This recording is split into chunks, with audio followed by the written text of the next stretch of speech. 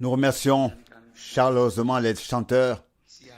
Ils nous ont déjà introduits dans ce qui est devant nous. Nous venons comme nous sommes, mais nous ne partons pas comme nous venons. Celui qui vient au Seigneur s'en va autrement qu'il n'est venu à lui. Il peut déposer son fardeau, il peut laisser sa détresse derrière lui, il peut repartir libéré dans la bénédiction. La deuxième pensée que nous avons tous entendue était « Jour glorieux ». Quel jour glorieux ce sera. Il m'est alors venu à l'esprit que chaque réunion que nous avons est une préparation à ce jour glorieux. Et c'est pourquoi nous venons écouter la parole de Dieu. Le cantique 649 s'y prête certainement. Fais-moi taire, Seigneur, c'est ma supplication. Silence, faire silence pour voir les merveilles de la parole. Faire silence pour écouter ton langage. Faire silence pour être volontiers seul avec toi. Avant la prière, je voudrais lire quelques versets du chapitre 8 de Romains qui me sont venus à l'esprit pendant que les chanteurs chantaient, la chorale chantait. Romains, chapitre 8, du verset 35. Qui nous séparera de l'amour du Christ?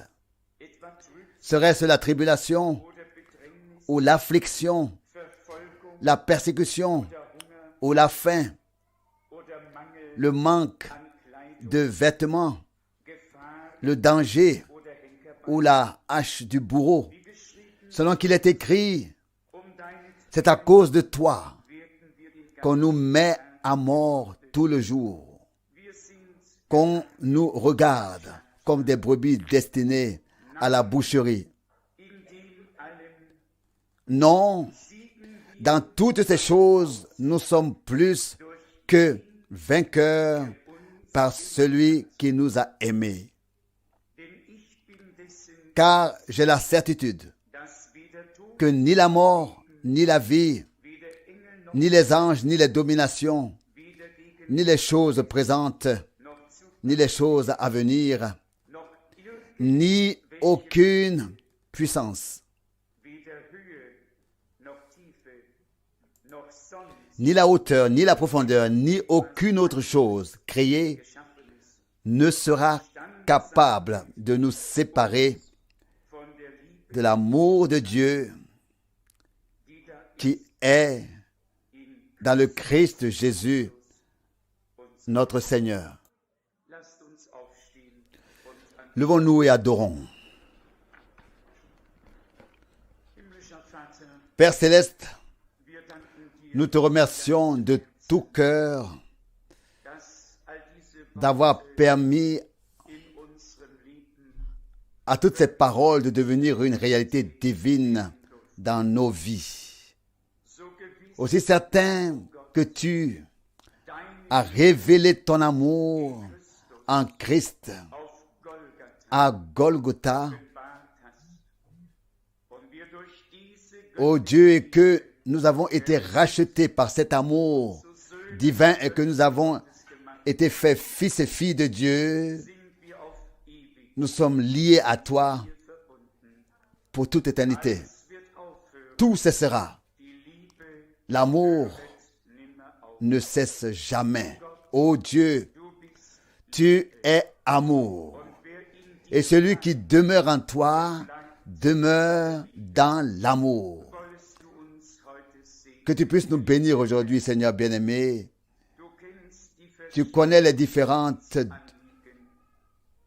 requêtes, les besoins, les tentations, Seigneur, fidèle, les requêtes, quelles qu'elles soient, manifeste dans ce service divin que tu es présent en tant que sauveur, en tant que guérisseur, libérateur, celui qui tient sa parole. Aujourd'hui encore, ta parole ne reviendra pas vide, mais elle servira à accomplir ce pourquoi tu l'as envoyé. C'est en toute conscience que nous nous plaçons, nous et toute cette réunion, sous la couverture du sang de l'agneau. Seigneur bien-aimé, purifie nos cœurs, nos lèvres, nos pensées, afin que nous puissions nous présenter devant toi. Nous voici. Tu dis, approchez-vous de moi et je m'approcherai de vous. C'est ce que nous faisons maintenant. Et nous t'invitons à être au milieu de nous, à être celui qui parle, celui qui agit, celui qui sauve et qui guérit. Seigneur, beaucoup de cœurs sont blessés. Tu veux nous faire du bien aujourd'hui, vraiment du bien. Seigneur, et créer une atmosphère céleste au milieu de nous. Nous te demandons aussi la conduite de ton Saint-Esprit. Accorde la grâce de parler et la grâce d'écouter. Nous t'en remercions. Amen. Amen. Vous pouvez vous asseoir. Aujourd'hui, je voudrais parler de la pensée connaître Dieu. Connaître Dieu. Et pas seulement de connaître Dieu, mais aussi de connaître ce que Dieu fait. Et pour connaître ce que Dieu fait, nous devons reconnaître ce qu'il envoie avec sa parole pour nous donner des informations divines. Je voudrais lire un certain nombre de passages bibliques à ce sujet. Avant de le faire, je voudrais souhaiter une très très cordiale bienvenue dans le précieux nom de notre Seigneur à tous ceux qui sont parmi nous aujourd'hui. Peut-être pour la première fois, j'ai toujours l'intention de saluer en allemand suisse, en ce lieu, mais je n'y arrive pas. Je n'ai probablement pas assez de courage pour saluer en allemand suisse. Commençons avec l'évangile de Jean. L'évangile de Jean, au chapitre 14, à partir du verset 7 jusqu'au verset 9. Ici, il est écrit, Jean 14, verset 7. Si vous me connaissiez, vous connaîtriez aussi mon Père. Une pensée très importante. Les gens disaient autrefois, nous le connaissons. Nous connaissons ses frères. Nous connaissons ses sœurs. Nous le connaissons. Mais ils ne le connaissaient pas. Je relis. Si vous me connaissiez, vous connaîtriez aussi mon Père. Et dès maintenant, vous le connaissez et vous l'avez vu.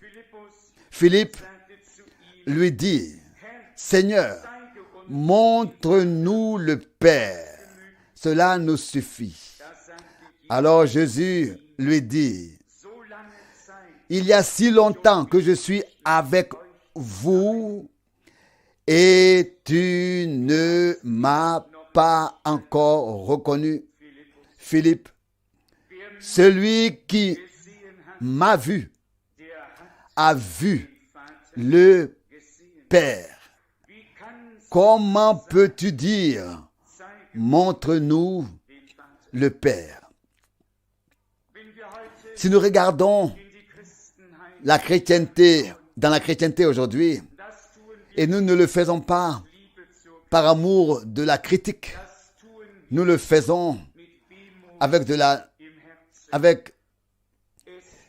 la douleur dans le cœur. Il n'y a pas de véritable connaissance de Dieu.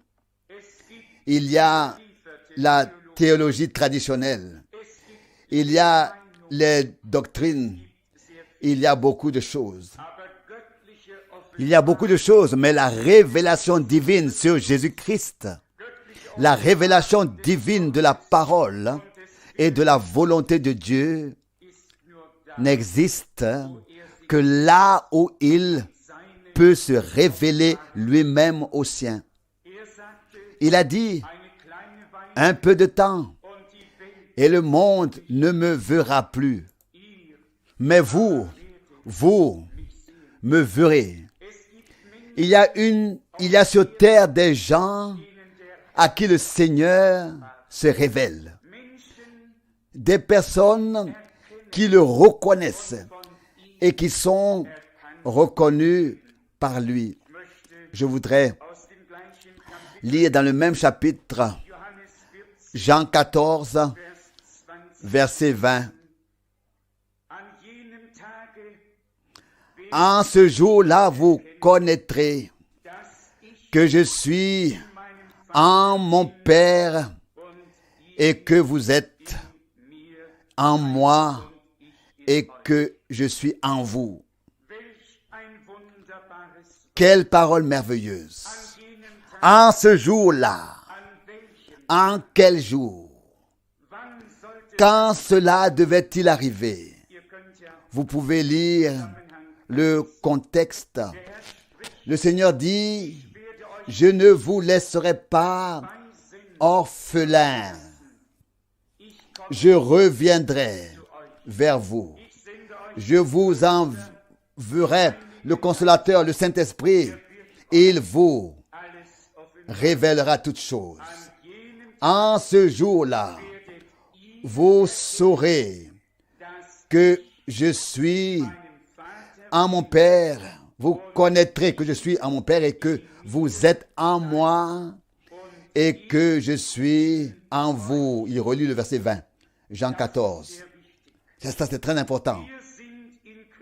Nous sommes en Christ et Christ est en nous.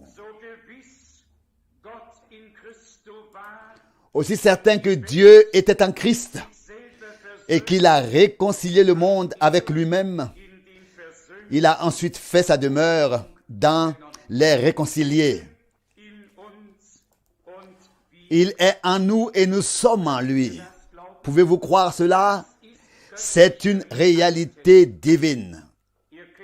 Vous connaissez la formule que Frère Branham a probablement utilisée à plusieurs reprises. Dieu au-dessus de nous, Dieu avec nous et ensuite Dieu en nous. Trois âges et époques différents.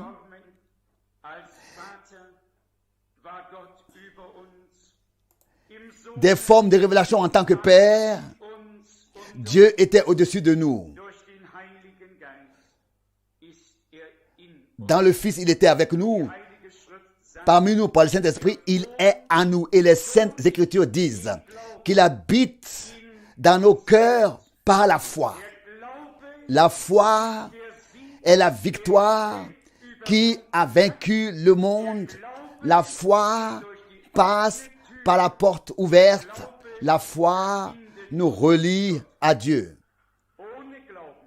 Sans foi, sans la foi, il est impossible de plaire à Dieu. Dans Jean 17, je lis le verset 7. Jean 17, verset 7.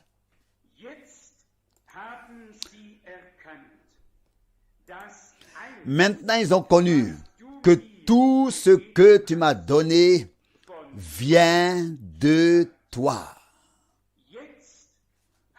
Maintenant, ils ont connu. Ici, il ne s'agit pas seulement d'avoir compris humainement une chose.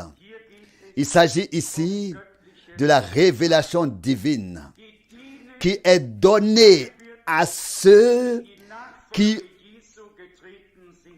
suivent Jésus. C'est à eux qu'il a promis de se révéler. Et c'est ce qu'il fait encore aujourd'hui. Frère Branham a également si bien souligné ce point, à savoir que l'Église entière est fondée sur la révélation.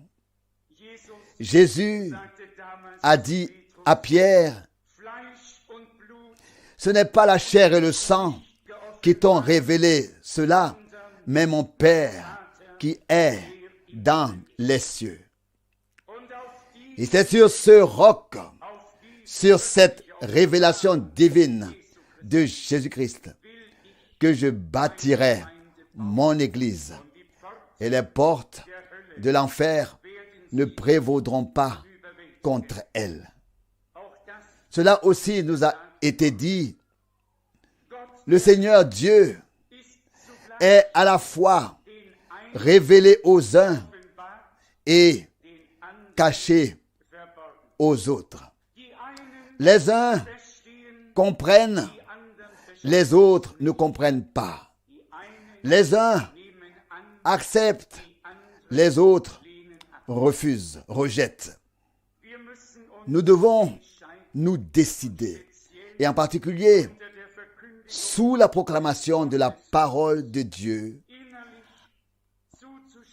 approuver et dire oui intérieurement, et chercher et trouver le lien avec Dieu sous la proclamation de la parole.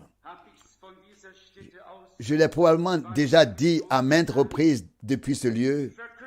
La prédication n'est pas là pour jeter un pont entre l'orateur et ceux qui écoutent.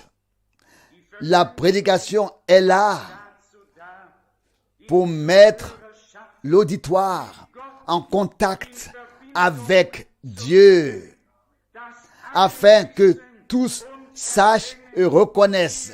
Il n'y a pas ici de parole humaine, mais la parole de Dieu. Ici, le Seigneur s'adresse à nous tous, à celui dont il utilise la bouche et à ceux qui l'entendent. Avons-nous saisi tout cela de cette manière? Maintenant, ils ont connu, et cela par révélation, que tout ce que tu m'as donné vient de toi. Il relit le verset 7 de Jean 17. Tout est grâce, tout est révélation. Je voudrais lire de Jean 17, maintenant le verset 25.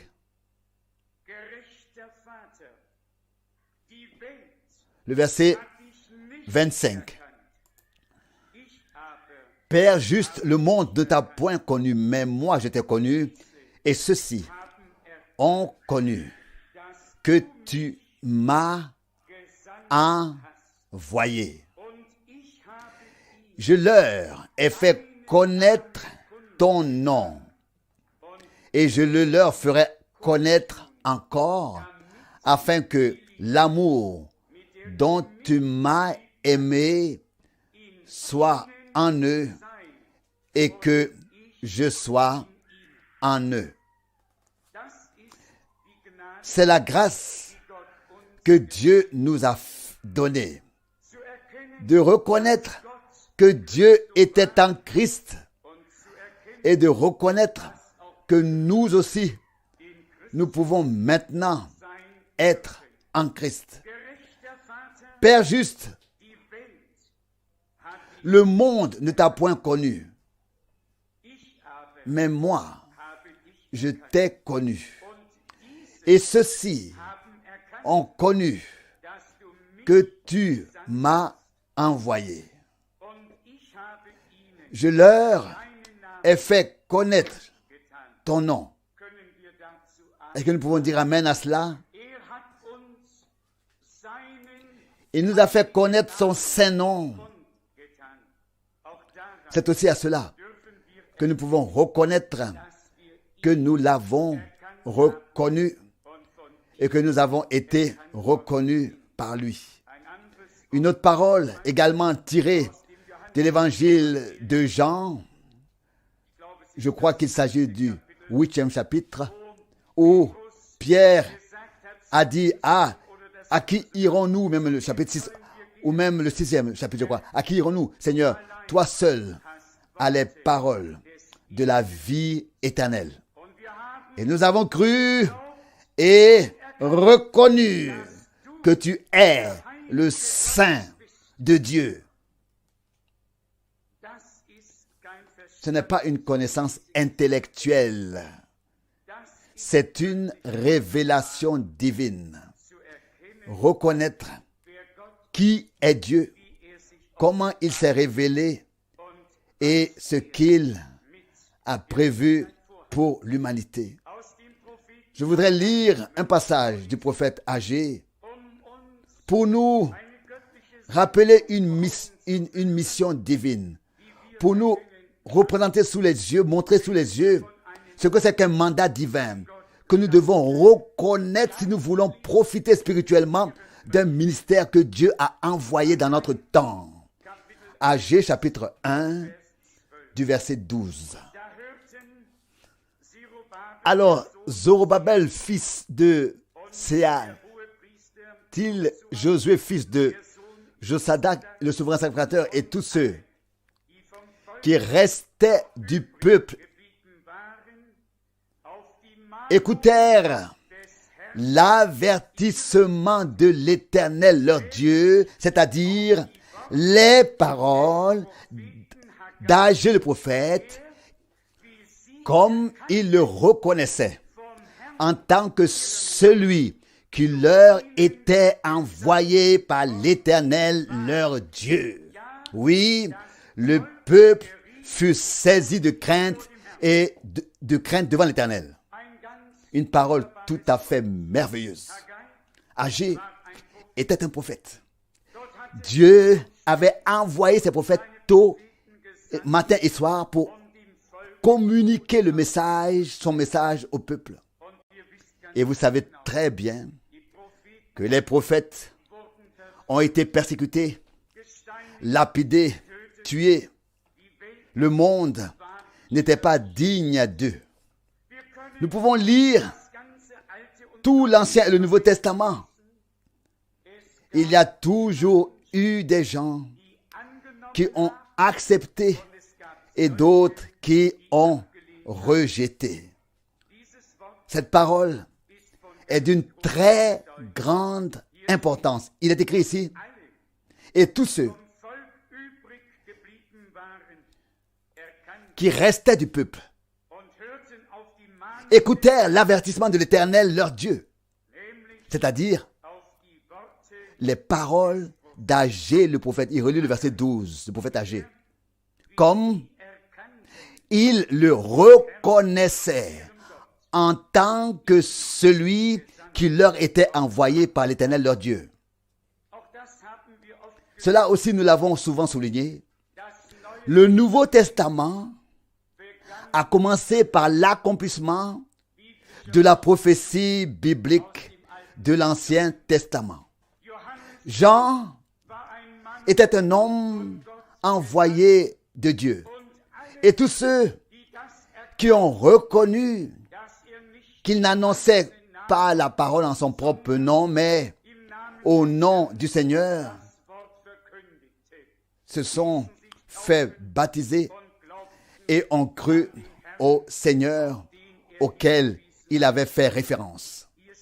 Il est écrit ici qu'ils ont reconnu que cet homme avait été envoyé par Dieu et que l'avertissement que le message, que ce qu'il disait avait été adressé au peuple par Dieu à travers lui. Chers amis, chers frères et sœurs dans le Seigneur, le peuple de Dieu et plus généralement l'humanité a le droit d'entendre la sainte parole de Dieu telle qu'elle est sortie à l'origine de la bouche de Dieu lui-même. Aujourd'hui, chacun dit ce qu'il veut de la parole de Dieu. Et c'est là que réside la grande détresse. Dieu n'a prédestiné personne à dire ce qu'il veut dire sur sa parole. Je veux dire, une personne concernée ou une confession de foi. Dieu n'a destiné que des hommes à porter sa parole comme une semence originale, à ne pas interpréter cette même parole, mais à la transmettre tout simplement, telle qu'elle est sortie de la bouche de Dieu. J'aimerais le souligner à nouveau ici. Verset 12. Et tous ceux qui restaient du peuple, il relit le verset 12, la deuxième partie, écoutèrent l'avertissement de l'Éternel, leur Dieu, c'est-à-dire les paroles d'Agé. Les paroles d'Agé.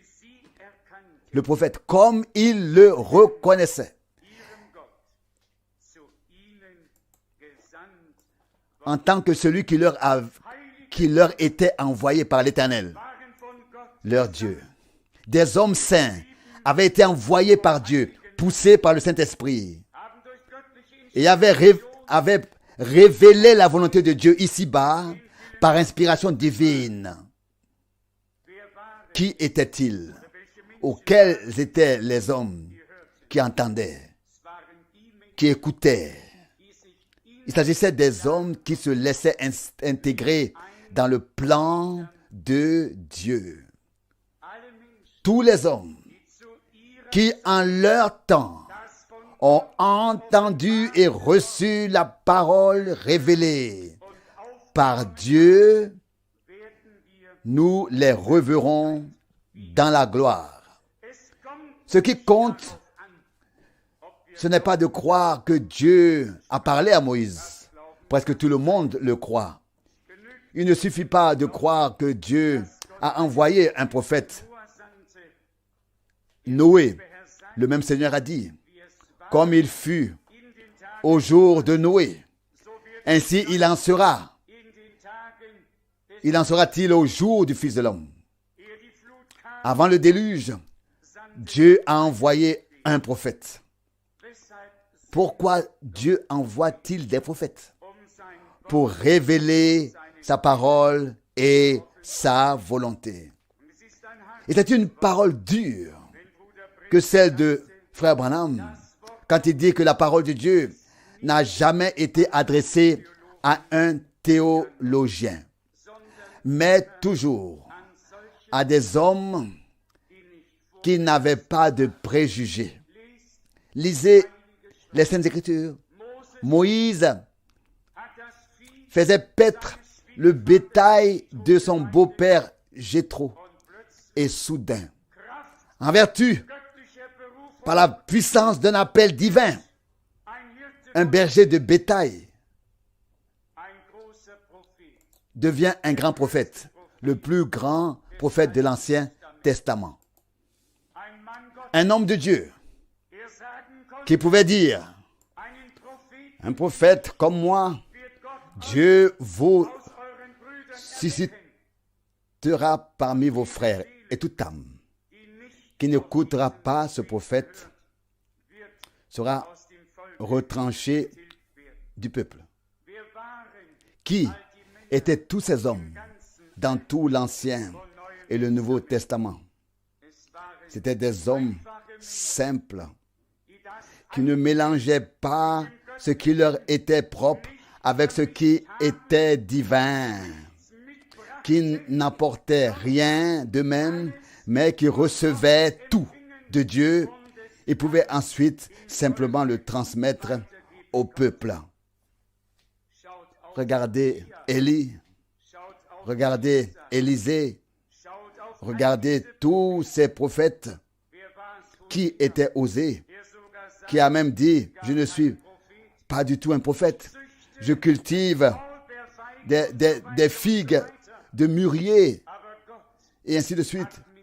Mais Dieu m'a pris et m'a désigné pour annoncer sa parole.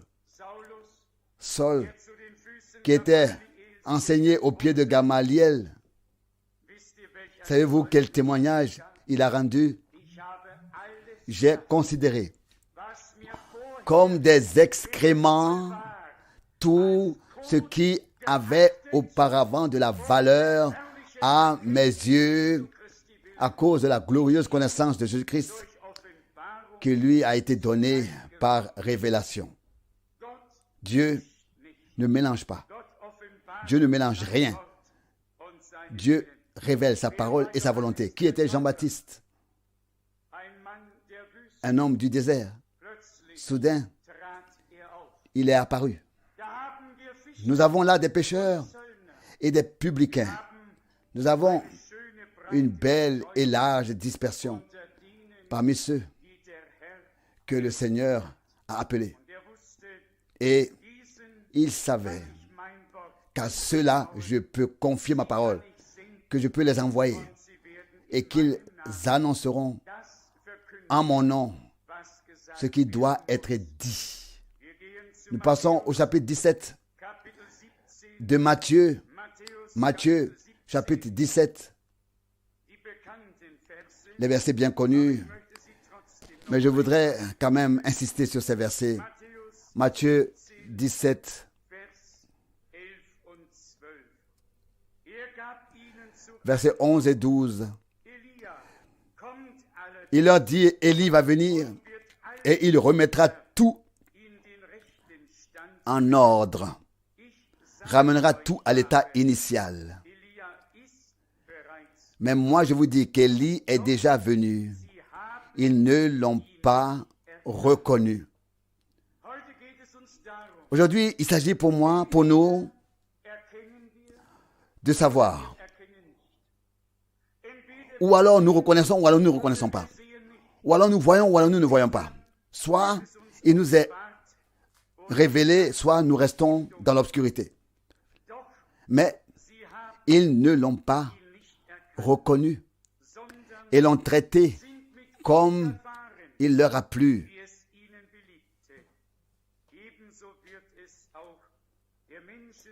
De même, le Fils de l'homme souffrira de leurs mains. La fin du verset 12. Ensuite, le verset 13. Les disciples comprirent alors qu'il leur parlait de Jean-Baptiste. Un homme envoyé de Dieu, mais seule une petite foule a entendu, a cru et a suivi. La grande masse confessait que Jean était un prophète, mais ils n'ont pas reconnu son ministère et ne se sont pas fait baptiser. Je pourrais mettre à disposition un certain nombre de passages bibliques à ce sujet. Il est dit ici,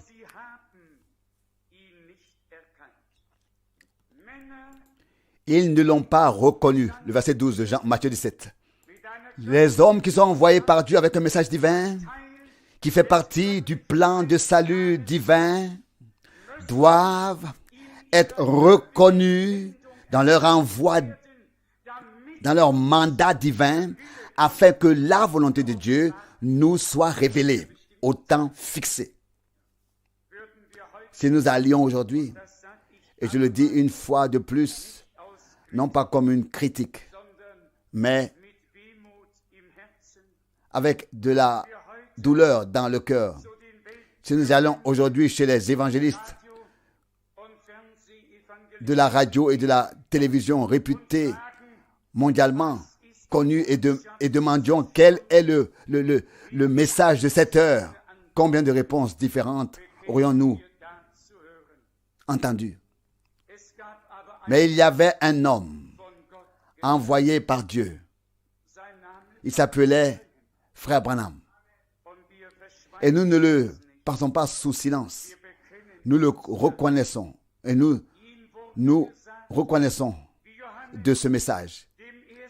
Il lui a été dit, de même que Jean a été envoyé comme précurseur de la première venue de Christ, de même tu es envoyé avec un message qui précédera la seconde venue de Christ. Bien-aimé, cela peut paraître présomptueux sur le moment. Voulez-vous que je vous ouvre l'évangile selon Jean et que je vous lise qu'il est écrit au chapitre 1, afin que tous viennent à la foi par lui. Jean n'avait pas choisi une grande masse. Je lis maintenant l'évangile de Jean, chapitre 1, verset 7. Cet homme est venu pour rendre témoignage, un témoignage de la lumière, afin que tous viennent à la foi par lui. Oui, imaginez maintenant que beaucoup auraient pu venir et dire, si cette chose était de Dieu, il n'aurait pas laissé de côté tous les scribes, les grands sacrificateurs et ainsi de suite. Il les aurait tous réunis en concile et leur aurait donné à tous une grande mission commune si cet homme était de Dieu. Et ensuite, il les aurait tous envoyés. Mais ce n'est pas ce qu'il a fait. Il ne l'a jamais fait. Quand il y a deux personnes, il peut y avoir deux opinions différentes. Mais si Dieu trouve quelqu'un à qui parler, qu'il peut mandater, ça suffit. Ça suffit. Et s'il est écrit ici, pour que tous viennent à la foi par lui. Oui, imaginez. Si nous disions à ces grands évangélistes de la télévision et à leurs millions d'auditeurs, écoutez la parole du Seigneur, Dieu a envoyé un prophète comme il l'avait promis pour que tous soient ramenés par lui à la parole de Dieu et que par son ministère, l'ordre divin soit rétabli avant le retour de Jésus-Christ. Savez-vous ce qui se passerait-il? Ce qui se passerait alors? Il y aurait un grand tumulte. Les gens rejetteraient. Ils auraient toutes sortes de réactions. N'est-ce pas? Ils refuseraient d'accepter. Et je vais vous le dire aussi pourquoi. Parce qu'ils n'ont pas réagi divinement et qu'ils n'ont pas accepté le message de l'heure. D'où toutes ces réactions différentes. Quelles sont tes réactions et les miennes? Nous sommes très satisfaits d'entendre la voix de Dieu à travers un homme. C'est suffisant. C'est tout ce dont nous avons besoin. Et comme au jour du prophète âgé, je pense que nous pouvons dire ensemble, aujourd'hui, ici, en ce lieu, que nous avons reconnu devant Dieu qu'un homme a annoncé la parole par ordre divin et nous a ramenés au modèle chrétien primitif, à la prédication telle qu'elle était au jour des apôtres. Pouvez-vous dire amen à cela? C'est tout simplement nécessaire. Je me répète ici. Celui qui ne réagit pas divinement réagira un jour humainement et exprimera ainsi de lui-même qu'il n'a pas reconnu, perçu l'heure de la visitation de grâce divine. Que disait alors Jésus, notre Seigneur, autrefois? Combien de fois ai-je voulu vous rassembler, mais vous ne l'avez pas voulu. Vous n'aviez pas reconnu le temps de la divination, de la divine visitation, pardon. Permettez-moi de poursuivre la lecture dans le chapitre 7 des Actes des Apôtres pour vous présenter les deux côtés, ceux qui acceptent et ceux qui rejettent. Donc, l'acceptation, rejeter la proposition, comprendre et ne pas comprendre, participer ou ne pas participer. Actes des Apôtres, chapitre 7, verset 25. Ce faisant, il pensait que ses citoyens en viendraient à comprendre que Dieu leur procurerait le salut par sa main. Mais ils ne le reconnurent pas. Ils ne le comprirent pas. Nous pourrions lire de nombreux passages bibliques jusqu'au chapitre 4 des Hébreux, où il est écrit « Mais ils ne connurent pas mes voix. » Mes voix. Il y avait un murmure, un mécontentement. On s'égarait dans le cœur, malgré la colonne de feu, malgré la colonne de nuée visible, malgré l'eau qu'on buvait du rocher et la manne qui descendait du ciel et qu'on mangeait. Nous devons avoir le cœur dans la chose. Pas seulement un prophète par-ci, un prophète par-là, pas seulement en parler, pas seulement un message et un messager par-ci et par-là et partout, mais avoir compris par révélation divine quel sens et quel but sont liés au message et au messager à l'époque où nous vivons. Il s'agit maintenant de connaître les voies de Dieu avec son peuple. Je lis 1 Corinthiens chapitre 2. 1 Corinthiens chapitre 2. 1 Corinthiens chapitre 2, le verset 8. Sagesse qu'aucun des chefs de ce siècle n'a connue. Car s'ils l'eussent connue, la sagesse divine, peut-être que je devrais lire le verset avant, ce verset-là, peut-être déjà dès le verset 6, à cause du contexte. Cependant, c'est une sagesse que nous prêchons parmi les parfaits. Sagesse qui n'est pas de ce siècle, ni des chefs de ce siècle qui vont être anéantis. Non, nous prêchons la sagesse de Dieu, mystérieuse et cachée, que Dieu, avant les siècles, avait destinée pour notre gloire. Sagesse qu'aucun des chefs de ce siècle n'a connue, car s'ils l'eussent connue, ils n'auraient pas crucifié le Seigneur de gloire. Plutôt comme il est écrit au verset 9, ce que nul œil n'a vu, que nulle oreille n'a entendu, et dont nul cœur n'a eu le pressentiment, c'est-à-dire ce que Dieu a préparé pour ceux qui l'aiment. Avez-vous tous bien écouté? Ici, le mot prédestiné n'est pas en rapport avec des personnes, mais avec une chose.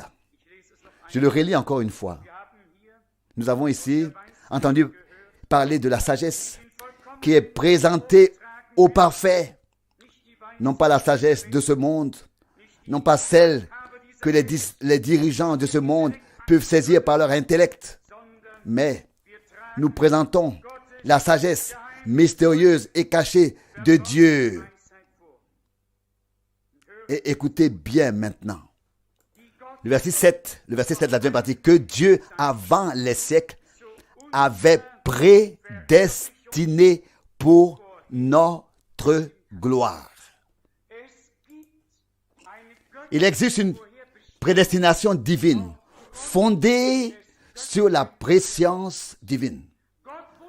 Avant la fondation du monde, Dieu savait qui croirait et qui ne croirait pas, qui accepterait et qui n'accepterait pas.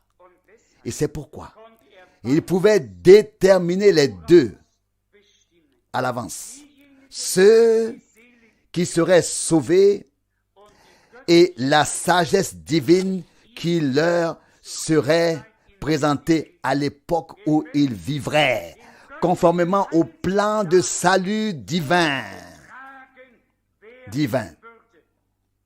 Les deux sont prédestinés. Je le lis encore une fois, pour que cela pénètre profondément. Le verset 7 de 1 Corinthiens 2. Nous prêchons la sagesse de Dieu mystérieuse et cachée. Oui, pourquoi cachée?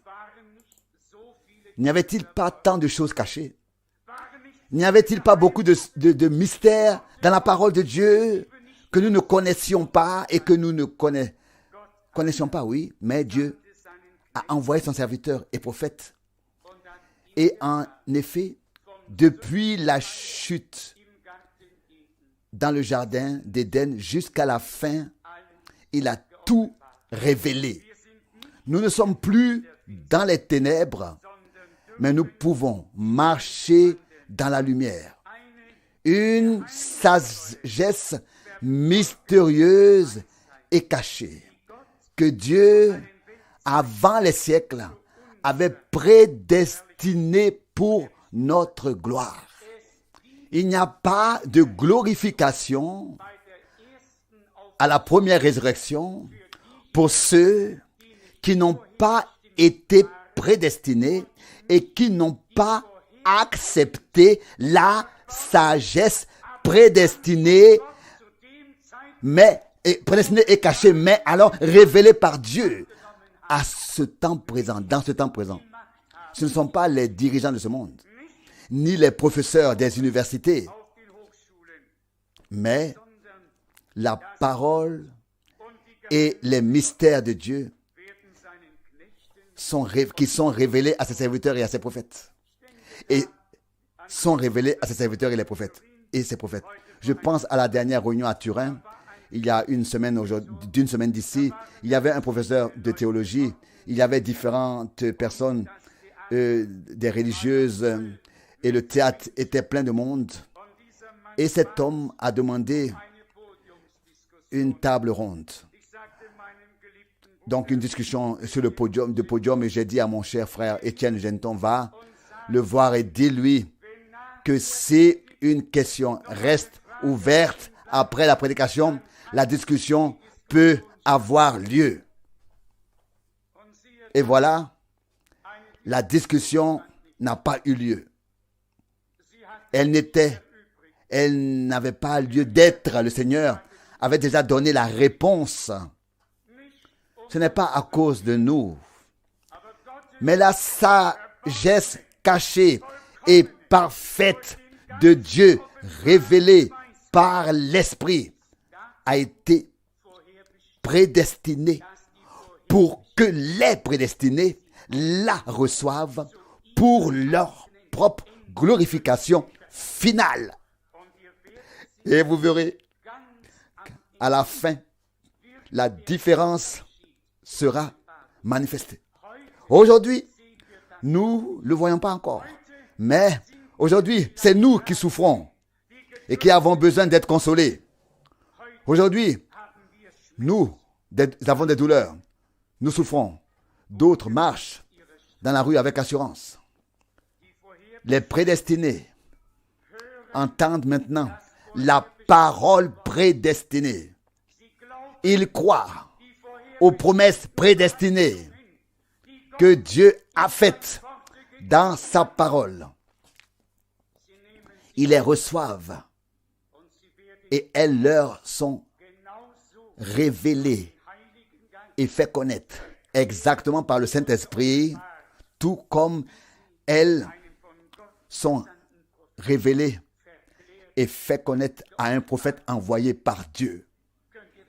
Pouvez-vous le croire tous? Moi, j'ose dire que nous n'avons pas besoin de Paul ici, ni de frère Branham non plus. Nous n'avons pas besoin d'Élie. Nous n'avons pas besoin de... Vous n'avez pas besoin de moi non plus. En fait, nous n'avons besoin de personne. Mais nous avons besoin d'une chose. Premièrement, de savoir que nous sommes prédestinés par Dieu. Et que Dieu réalise un dessein prédestiné. Je dois peut-être encore lire un passage de la Bible pour ceux qui ne sont pas familiers avec cette pensée. Je pourrais en lire quelques-uns. Mais maintenant, celui de Actes des Apôtres chapitre 2. Pour vous montrer que tout est vraiment prédestiné. Actes des Apôtres chapitre 2, verset 23. Cet homme qui, selon le dessein arrêté et la prédestination de Dieu, vous a été livré. Tout est prédestiné. Christ, en tant qu'agneau de Dieu, a été prédestiné avant la fondation du monde à mourir pour nous, à verser son sang, à nous racheter. Et tout comme l'agneau, avant la fondation du monde, vous pouvez le lire, Apocalypse 13, verset 8, tout comme l'agneau de Dieu a été prédestiné avant la fondation du monde, nous avons été prédestinés. Éphésiens 1, verset 3 à 5, Romains 8, du verset 23, et bien d'autres passages. Nous avons ici la clé, la prédestination divine basée sur la préscience divine. Ceux qui sont prédestinés par Dieu dans un âge de l'Église reçoivent le message et le messager et le message prédestiné par Dieu, les deux. Ça, c'est le signe. Il se peut que, parce que le matériel semble un peu nouveau, vous ayez du mal à dire l'amen avec un peu plus de force. Vous constaterez au jour que Dieu fait qu'il en a été ainsi, qu'il en est ainsi et qu'il en sera ainsi jusqu'à la fin. Devant Dieu, ont trouvé grâce les hommes qui en leur temps, à leur époque, ont écouté vraiment ce que l'Esprit disait aux églises. Non pas ceux qui ont parlé du passé, mais ceux qui ont reconnu leur présent, leur aujourd'hui. Il n'est pas dit, si vous entendez la voix d'hier, n'endurcissez pas vos cœurs. Aujourd'hui, si vous entendez sa voix, n'endurcissez pas vos cœurs. C'est ton aujourd'hui et le mien. Je voudrais encore lire rapidement 2 ou 3 passages. Luc, chapitre 24. Luc, chapitre 24, Ici, je lis le verset 16. Luc, chapitre 24, verset 16. Mais leurs yeux étaient retenus, de sorte qu'ils ne le connaissaient pas. Il y a eu et il y a encore des hommes qui marchent déjà avec le Seigneur et qui ne l'ont pas reconnu. Leurs yeux ont été retenus. Et puisque le temps passe si vite, laissez-moi vous faire connaître ici le mystère. Tant que ces deux-là parlaient, il ne se passait rien. Ce n'est que lorsqu'ils ont parlé et que le Seigneur a commencé à parler. À ce moment-là, quand le Seigneur a commencé à parler, c'est à ce moment-là que leurs cœurs ont commencé à brûler. Et il a commencé par Moïse et tous les prophètes et les psaumes. Et il leur a fait connaître tous les passages bibliques qui s'accomplissaient, qui s'étaient accomplis. Avant cela, c'est eux qui avaient parlé et ont même demandé à notre Seigneur, es-tu le seul étranger à ne pas savoir ce qui s'est passé en ces jours? En ces jours? Oui.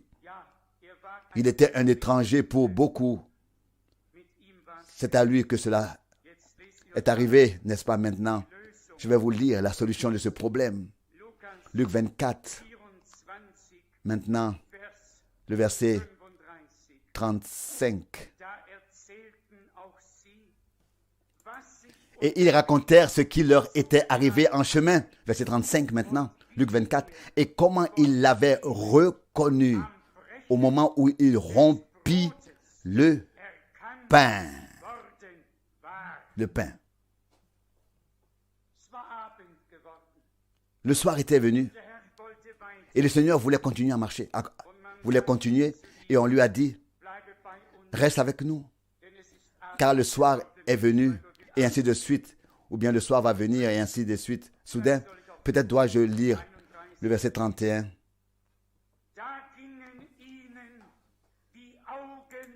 Alors leurs yeux s'ouvrirent et ils le reconnurent. Amen. Alléluia. Quand était-ce? Il se présenta au milieu d'eux. Il prononça la louange et rompit le pain.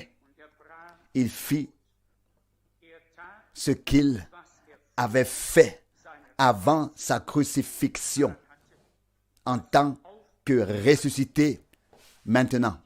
Et à ce moment-là, leurs yeux s'ouvrirent et ils le reconnurent. Bien-aimés, je peux dire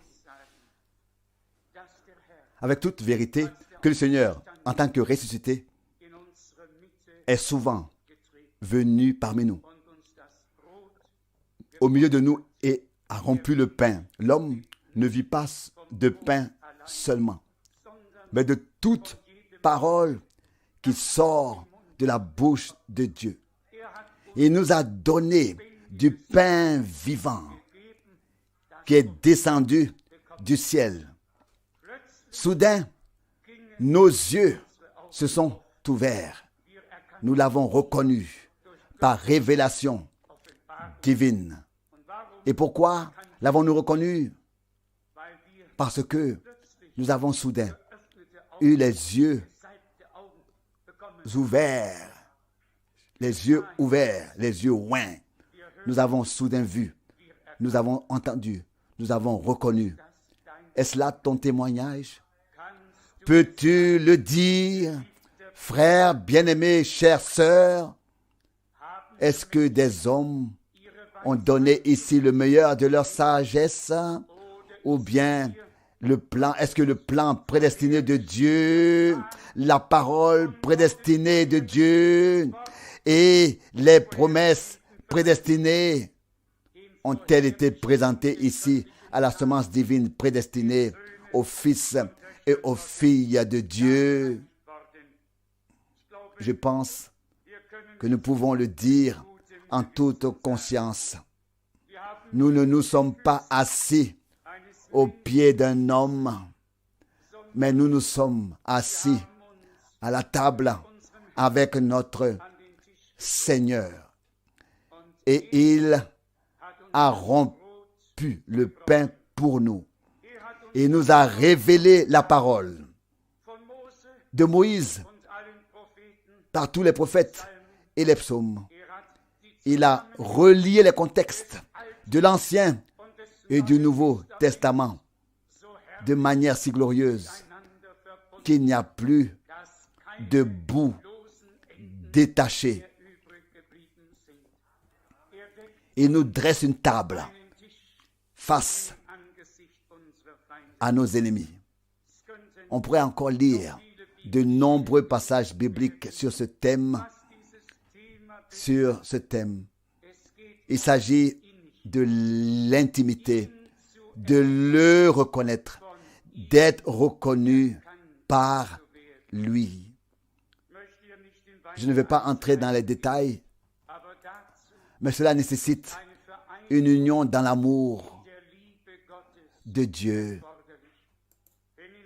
Lorsqu'il est écrit dans la Bible, Adam a connu sa femme. Il y a eu une relation, un lien, une union. Si nous avons été connus par Dieu, il doit y avoir eu une relation d'amour, une union entre Dieu et nous. Une union par la parole et l'esprit, afin que l'esprit puisse prendre la parole et produire une vie nouvelle en nous.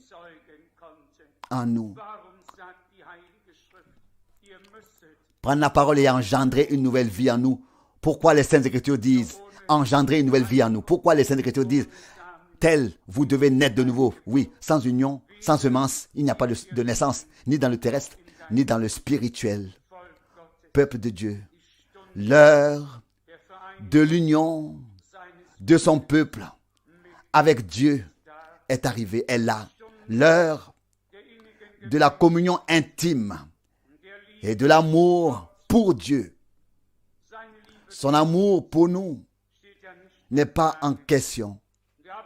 Et nous avons également lu, rien ne peut nous séparer de l'amour de Dieu qui est là en Jésus-Christ, notre Seigneur.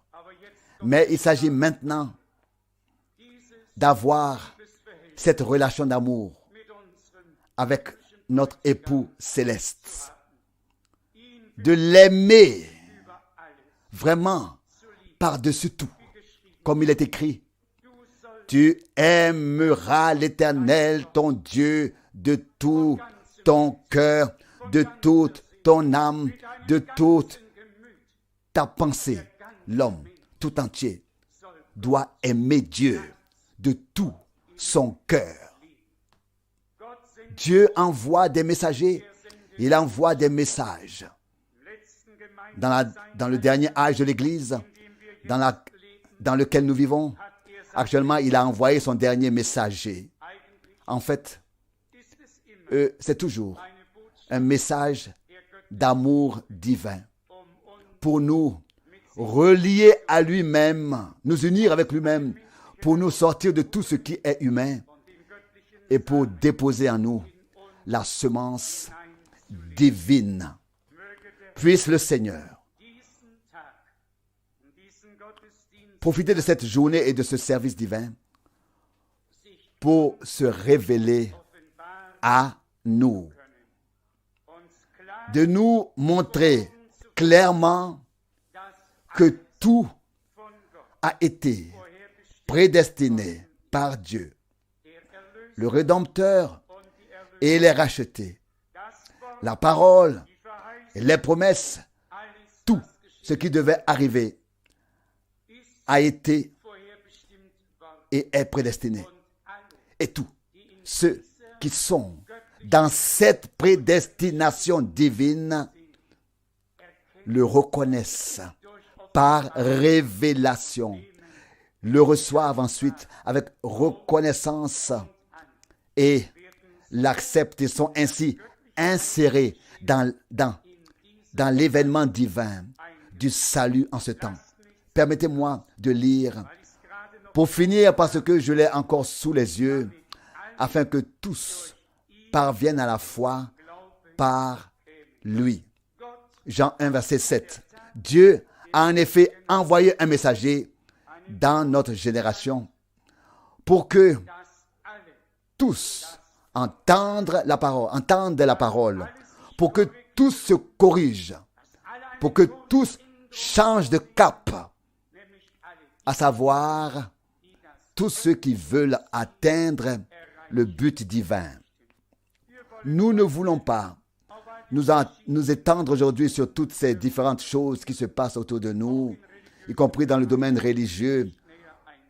Pour moi, la parole est très précieuse aujourd'hui. Et j'espère seulement qu'elle nous sera révélée et fait connaître par l'Esprit de Dieu lui-même. Il nous a reconnus. Et nous l'avons reconnu. Il a dit, je connais les miens et les miens me connaissent. Moi en eux et toi en moi, afin que nous soyons un. Je t'ai connu et ils m'ont connu. Oh, on pourrait aller de passage biblique en passage biblique. D'abord, nos yeux étaient retenus. Puis soudain, ils se sont ouverts. Ils ont été ouverts. Aujourd'hui, nous voulons remercier Dieu de tout cœur. Amen. Pour cela, amen. Levons-nous. Père Céleste, dans la certitude de la foi et la confiance en toi, nous nous approchons du trône de la grâce, aspergé du sang de l'agneau. Le sang parle pour nous. Il nous déclare libres. Il nous a libérés, acquittés. Il n'y a donc plus rien de condamnable pour ceux qui sont en Jésus-Christ. Seigneur bien-aimé, nous nous plaçons et appuyons sur les promesses de ta parole. Sur la promesse de ta parole, où il est écrit là où deux personnes ne font qu'un, ce qu'elles demandent leur sera accordé. Tu as vu toutes les mains et tous les cœurs. Tu sais ce que chacun demande, que ce soit pour soi-même ou pour lui-même ou pour les autres, pour l'esprit, l'âme, le corps ou pour d'autres besoins. Tu le sais, Seigneur bien-aimé. Nous ne pouvons pas nous empêcher de te prendre au mot aujourd'hui, de te prendre par ta parole aujourd'hui et de croire que tu nous as déjà exaucés et que ce que nous t'avons demandé, nous l'avons déjà reçu de toi. Nous t'en remercions, Seigneur bien-aimé. Puisse maintenant la foi s'élever chez tous ceux qui ont entendu la parole et la prédication, au point qu'ils ressentent déjà ta gloire et que la lumière vienne vraiment dans leur vie, que le destin soit changé et qu'ils puissent témoigner que tu les as secourus, sauvés, délivrés, guéris.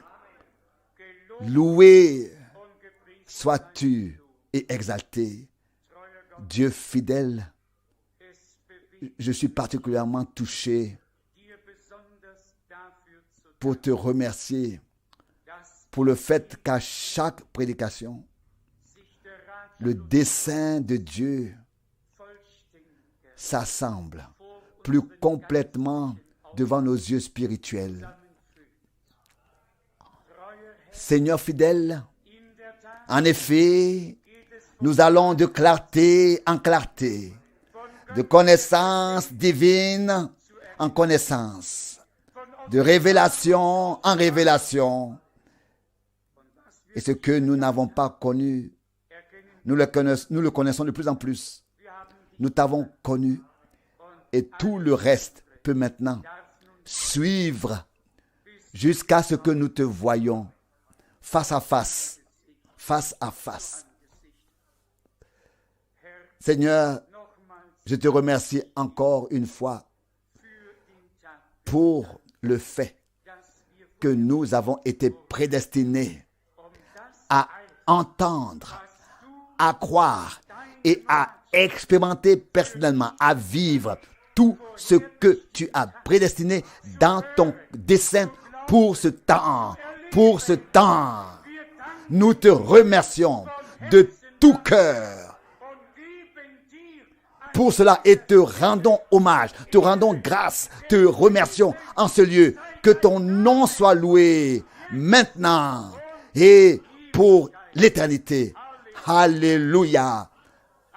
Amen. Alléluia. Que tout le peuple dise Alléluia. Alléluia. Alléluia. Que tout le peuple dise Amen. Amen. Amen. Alléluia. Alléluia.